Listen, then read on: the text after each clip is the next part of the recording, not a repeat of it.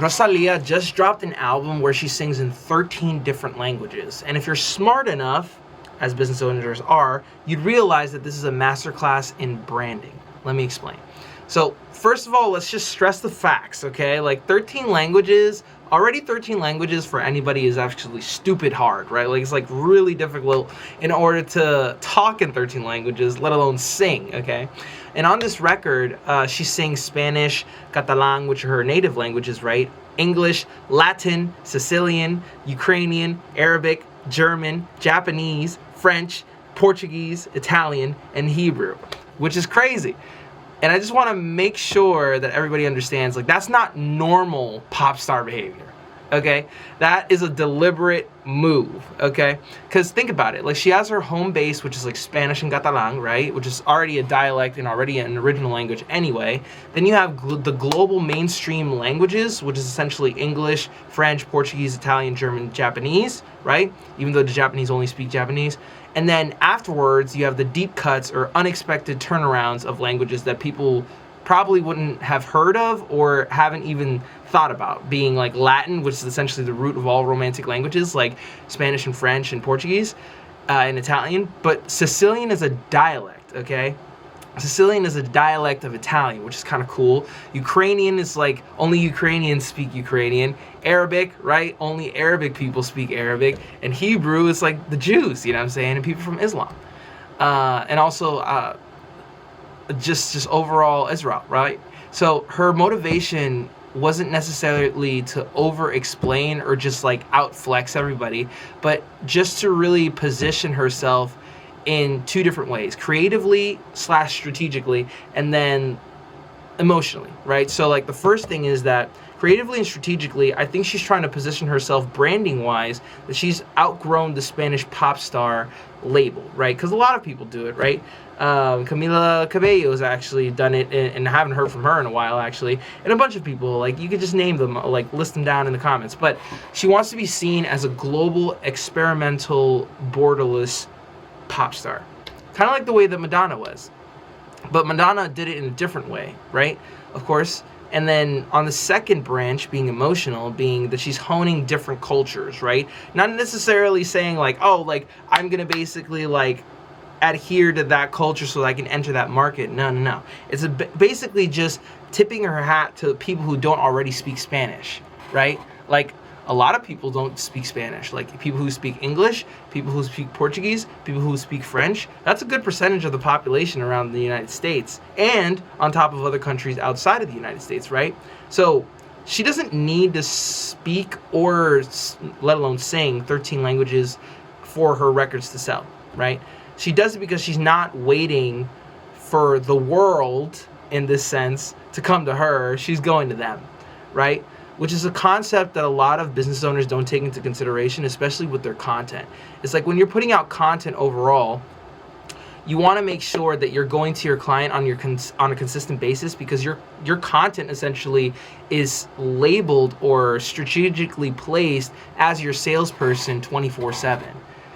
If you're not using your content in that way in order for people to like you, because people genuinely do business with people who that they know, like, and trust, then therefore you're just basically shooting yourself in the foot by basically only doing transactions one-to-one.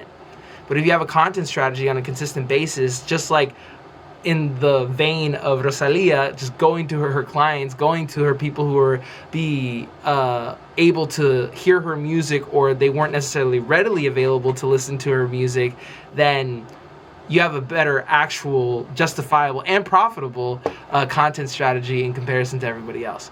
But anyway, if you're getting value out of the video, I would really appreciate it if you could like and subscribe to the channel and like this video overall, because I put videos out like this talking about like content strategy, social media marketing, video marketing, and all the works in between for you, for my business owners overall. Anyway, getting back into the video.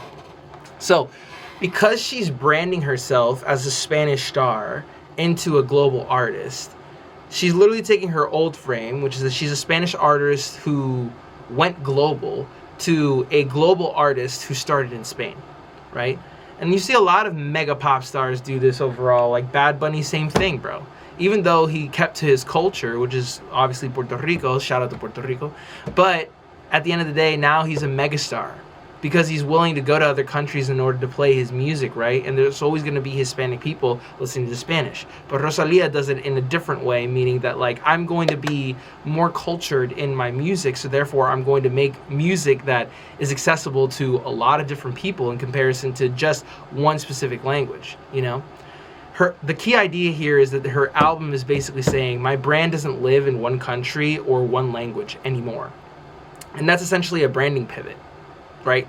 It's going from regional to a worldwide presence, right? Now imagine if you did the same thing with your content. An example of that is Patrick Bet-David, right? Like obviously he's about valuetainment and, you know, just spreading really great good content about, you know, business, developing a business, like now it's political commentary, this, that, and the third. And he has multiple channels now actually in different languages. So it's like valuetainment in Spanish, valuetainment in Russian, you know? I don't know if he has an Arabic channel, to be quite honest with you, but even then, that's just a really great example of it all. What's going to stop you from literally just saving all your videos and just reposting them, but with an editor who happens to speak that language, you know? What will that do for your business overall, you know? What will that do for the ad revenue that you will get from YouTube if you literally posted them on YouTube on a consistent basis, especially if they're like top performing for search terms, right? Do a lot, right? So here's a little thing that you can take away from the speak their language lesson, right? I'll give you an analogy. When you go to a foreign country, right? When you go to a foreign country and you expect to live there for a really long time or for a certain period of time, and you start learning and picking up the language, right? You happen to see that conversations between you and a local happen to be much better if you take the effort out of your own day in order to speak their language overall. Like for example, I just did the marathon. You probably saw the video literally last week, and there was a dude there that was from, I think it was Curaçao. It was either Curaçao or Suriname. No, he was from Suriname. He was from Suriname, and I was basically talking to him like as I was resting for like I think it was like the 6th or 7th lap, right? And I was basically asking him where is he from, because obviously he looked Asian. So I was just like, oh, he's probably from like an Asian country, like maybe Indonesia or something, because he had darker skin, right? And I asked him like, where are you from, or like, where's your family from? And he's like, Suriname. And I'm like, oh, word? Do you know how to speak Dutch? And then his eyes just like lit up. He was just like, what? How do you know that Suriname speaks Dutch? And then I was just like, hoe gaat het, man?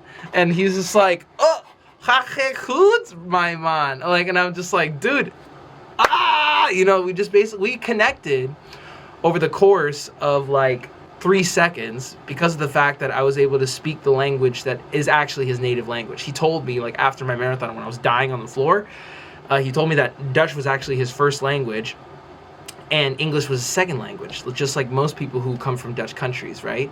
And I only know this because I actually lived in the Netherlands for 3 years, almost 4, because I was doing my master's over there, and I obviously picked up a little bit of Dutch. So like, you know, it was mainly to get girls, you know what I'm saying? But either way, the point still stands, right? And that will happen anywhere. Same thing with Spanish-speaking countries, French-speaking countries, Russian-speaking countries. It doesn't, Portuguese-speaking countries. It doesn't matter. When they visibly see that you're not from there and you speak their language and with a good accent, they're going to be really surprised and they'll open themselves rather than just putting up a wall or an instant barrier just because you're American or you're Puerto Rican or you're Colombian in a Portuguese country or you're, I don't know, Russian and whatever, you know what I'm saying? It's really interesting, actually. They feel seen and they open up immediately. So my tip for creators is that I want you to speak in the audience's language.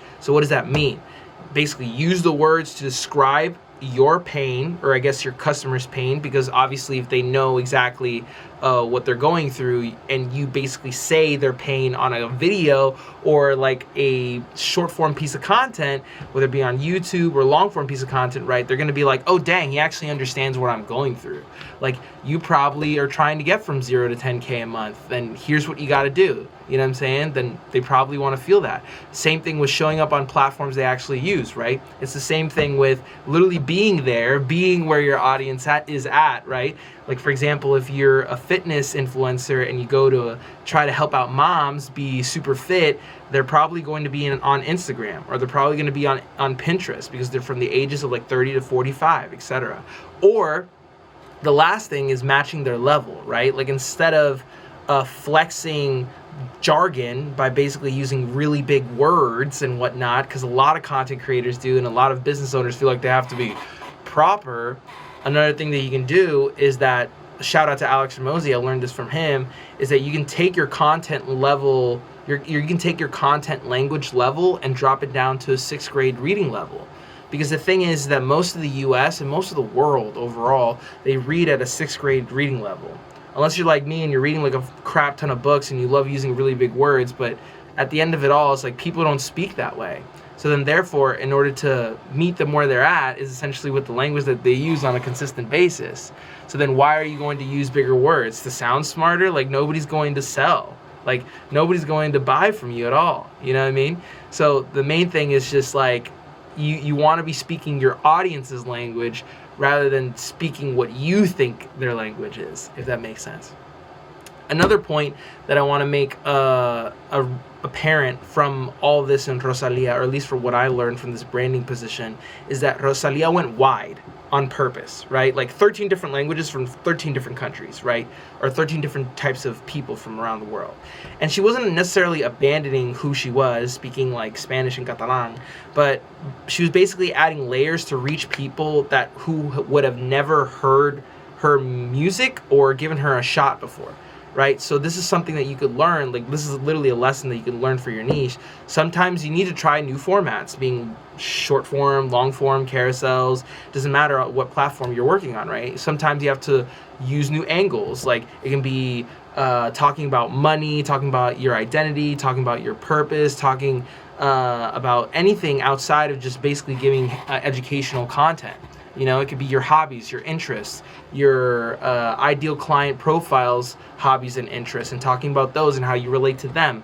It's like, again, it's that tipping your hat sensation of to people slightly outside of your current audience bubble, if that makes sense.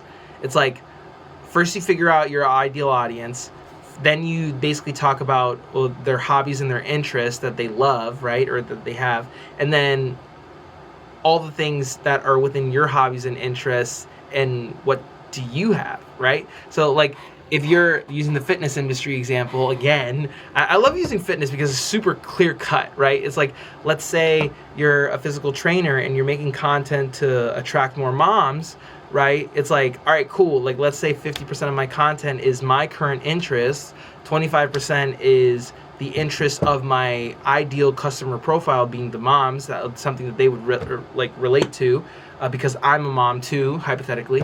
And 25% is essentially the stuff that I love to post about, being like educational content, all this, that, and the third, just about my niche. But at the end of the day, when you do all those things, you don't want to abandon who you are, right? Because Rosalia didn't abandon who she was. Her core is her voice and her taste and her vision for music, right? But she'll always bring it back to who she is. So essentially, the percentages can be different, right? But what's working now on short form especially, and also on long form too, just not in the same way, is essentially knowing who your audience is, what are their hobbies and interests, you talking about your niche, and on top of that, talking about your own hobbies and interests, because like I said before, people are not going to buy from you unless they know, like, or trust you. And how are they going to know, like, or trust you if they don't know anything about you, right? So you don't really need to make content in 13 languages. I'm going to just be mad honest. Shout out to PBD for doing it in 3 or 4. But you do need to stop approaching your content for your business and your brand like everyone else is, right? You want to speak your audience's language, whether it be in the content that they do or over the overall topics, to be quite honest with you, and meet them where they are and bring them along to the people who get to know you for the first time, right? The more fluent you become in that aspect and how they think and talk overall, just like knowing like the back of your hand, I made a video about that earlier on this channel, the faster your content, your brand, and your income grows. And I hope that makes sense. There are a lot of gems in this video, and if you like the video, I would appreciate it if you like and subscribe, because I literally put videos out like this every single day about storytelling, branding, content, social media marketing, etc., and business. And I would really appreciate it if you could like and subscribe to the video. Otherwise, if you need more one-on-one help, you can pick one of the two first links in the description, where it's one of my SMMA businesses that either help you with your personal brand or with the ads overall, and we can book a call and figure out how to help your business into 2026. Otherwise, I will see you in the next one. Thank you so much for watching, and I'll see you later. Peace.